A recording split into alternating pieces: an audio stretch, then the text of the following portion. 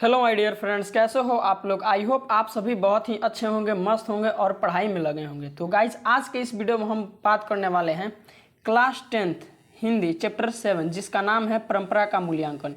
इस चैप्टर के all VVI objective question को आज के इस वीडियो में हम देखेंगे। तो चलिए बिना समय गंवाए हम करते हैं चैप्टर को स्टार्ट। इस चैप्टर का जो सबसे पहला क्वेश्चन है इसमें दिया गया है कि बड़े भाई किस लेखक की रचना है। Option A Birju Maharaj, option B Yatindra Mishra, option C Ramvilas Sharma, option D Gunakar मूले।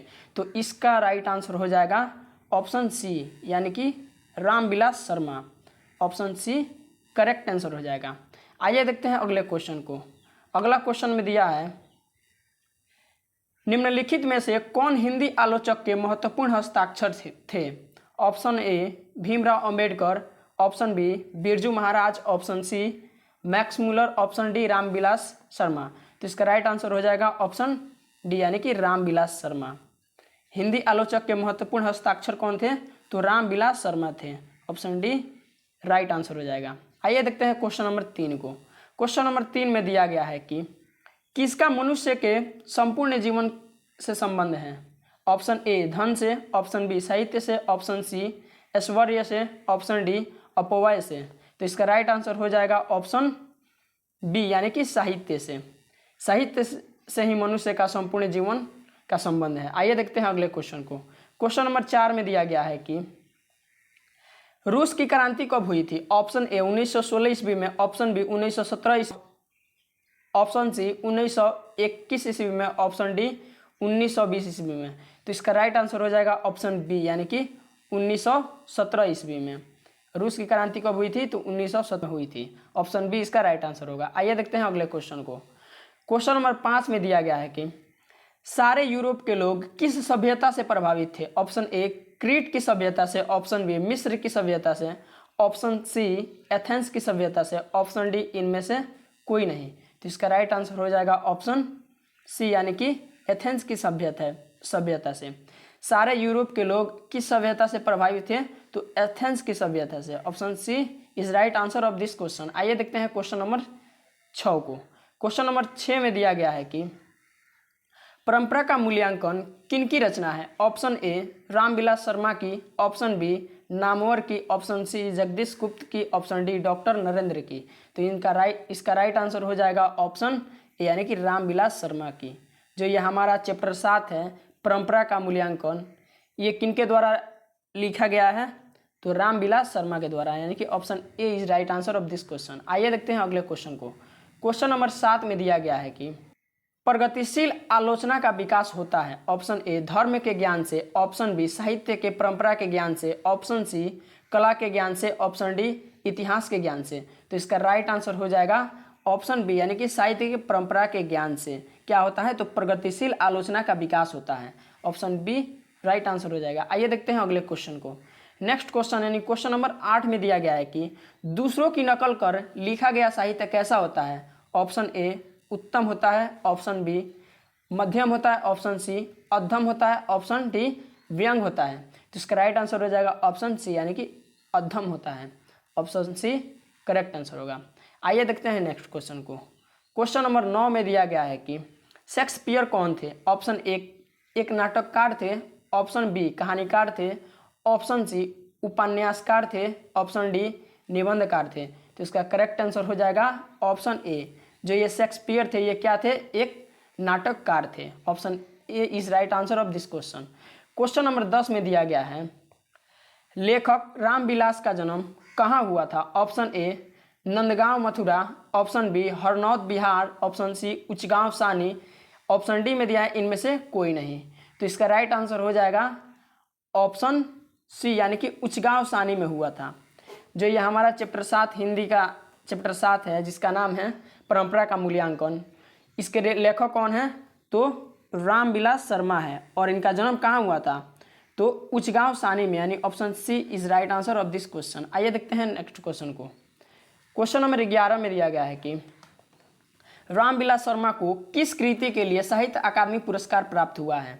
ऑप्शन ए रामचंद्र और उनका युग, ऑप्शन बी नई कविता और अस्तित्ववाद, ऑप्शन सी निराला की साहित्य साधना, ऑप्शन डी भारतेंदु हरिश्चंद्र। तो इसका राइट आंसर हो जाएगा ऑप्शन सी, यानी कि निराला की साहित्य साधना पर ही रामविलास शर्मा को साहित्य अकादमी पुरस्कार मिला है। ऑप्शन सी करेक्ट आंसर होगा। आइए देखते हैं अगले क्वेश्चन को। अगला क्वेश्चन यानी क्वेश्चन नंबर 12 में दिया गया है कि भारतेंदु हरिश्चंद्र किनकी रचना है। ऑप्शन ए हरिश्चंद्र की, ऑप्शन बी गुणाकर मूले की, ऑप्शन सी नलिन बिलोचन शर्मा की, option D doctor Ramvilas Sharma का। तो इसका राइट आंसर हो जाएगा ऑप्शन डी, यानी कि डॉक्टर रामविलास शर्मा का। भारतेंदु हरिश्चंद्र किनकी रचना है, तो रामविलास शर्मा का। ऑप्शन डी करेक्ट आंसर होगा। आइए देखते हैं अगले क्वेश्चन को। क्वेश्चन नंबर 13 में दिया गया है कि डॉक्टर रामविलास शर्मा का मृत्यु कब और कहां हुई। ऑप्शन ए 1999 में महाराष्ट्र में, ऑप्शन बी 2000 ईस्वी में दिल्ली में, ऑप्शन सी में दिया है 2001 में मुंबई में, ऑप्शन डी में दिया है 2002 में कानपुर में। तो इसका राइट आंसर हो जाएगा ऑप्शन बी, यानी कि पूरा 2000 ईस्वी में दिल्ली में रामविलास शर्मा की मृत्यु हो जाती है। Option B is right answer of this question. आइए देखते हैं नेक्स्ट क्वेश्चन को। क्वेश्चन नंबर 14 में दिया गया है कि परंपरा का ज्ञान किसके लिए आवश्यक है। ऑप्शन ए जो लकीर के फकीर है, ऑप्शन बी जो उपयोगी साहित्य की रचना न करे, ऑप्शन सी जो लकीर की फकीर न होकर क्रांतिकारी साहित्य की रचना करे, ऑप्शन डी जो उपयोगी साहित्य की रचना करे। तो इसका राइट आंसर हो जाएगा ऑप्शन सी, यानी कि जो लकीर के फकीर न होकर क्रांतिकारी साहित्य की रचना करे, उनके लिए ही परंपरा की साहित्य के ज्ञान आवश्यक है। ऑप्शन सी करेक्ट आंसर हो जाएगा। आइए देखते हैं अगले क्वेश्चन को।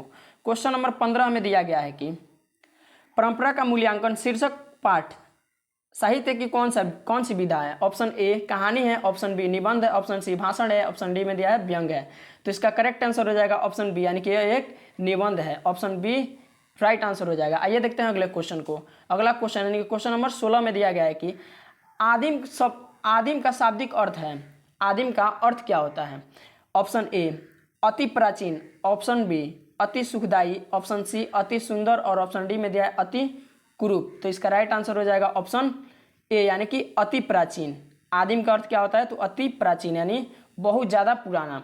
ऑप्शन ए इसका राइट आंसर होगा। अगला चलिए देखते हैं क्वेश्चन को। अगले क्वेश्चन में दिया है कि हमारे राष्ट्रीय आवश्यक है। ऑप्शन ए समाजवाद, ऑप्शन बी पूंजीवाद, ऑप्शन सी परिवारवाद, ऑप्शन डी यानी कि ऑप्शन डी में दिया है जातिवाद। यानी कि हमारे राष्ट्र की क्या आवश्यकता है, तो हमारे राष्ट्र की क्या आवश्यकता है, तो समाजवाद ही हमारे राष्ट्र की आवश्यकता है। ऑप्शन ए राइट आंसर। आइए देखते हैं अगले क्वेश्चन। क्वेश्चन नंबर 18 में दिया गया है कि पुरानी संस्कृति से कौन नाता नहीं तोड़ता।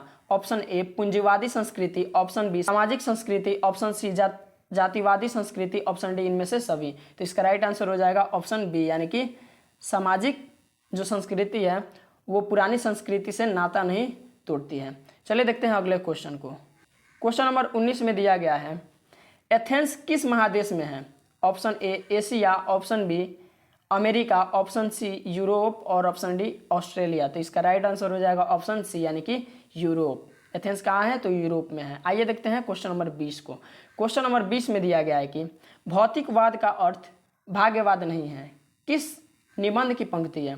ऑप्शन ए नागरी लिपि, ऑप्शन बी परंपरा का मूल्यांकन, ऑप्शन सी नाखून क्यों बढ़ते हैं, ऑप्शन डी बहादुर। तो इसका राइट आंसर हो जाएगा ऑप्शन बी, यानी कि परंपरा का मूल्यांकन। परंपरा का मूल्यांकन निबंध की यह पंक्ति है। तो इस प्रकार से हमारा हिंदी चैप्टर 7 का ऑलमोस्ट बीबीआई ऑब्जेक्टिव क्वेश्चन समाप्त होता है, जो एग्जाम की दृष्टि से बहुत ही ज़्यादा इम्पोर्टेंट है। तो अगर आप इससे पहले वाले चैप्टर का ऑब्जेक्टिव क्वेश्चन नहीं देखें तो जाइए इसी चैनल पर, आपको इससे पहले के सभी चैप्टर का मोस्ट बीबीआई ऑब्जेक्टिव क्वेश्चन मिल जाएगा अगर आप 2025 के एग्ज़ाम में बैठने वाले हैं तो चलिए मिलते हैं अगले वीडियो में। तब तक के लिए जय हिंद।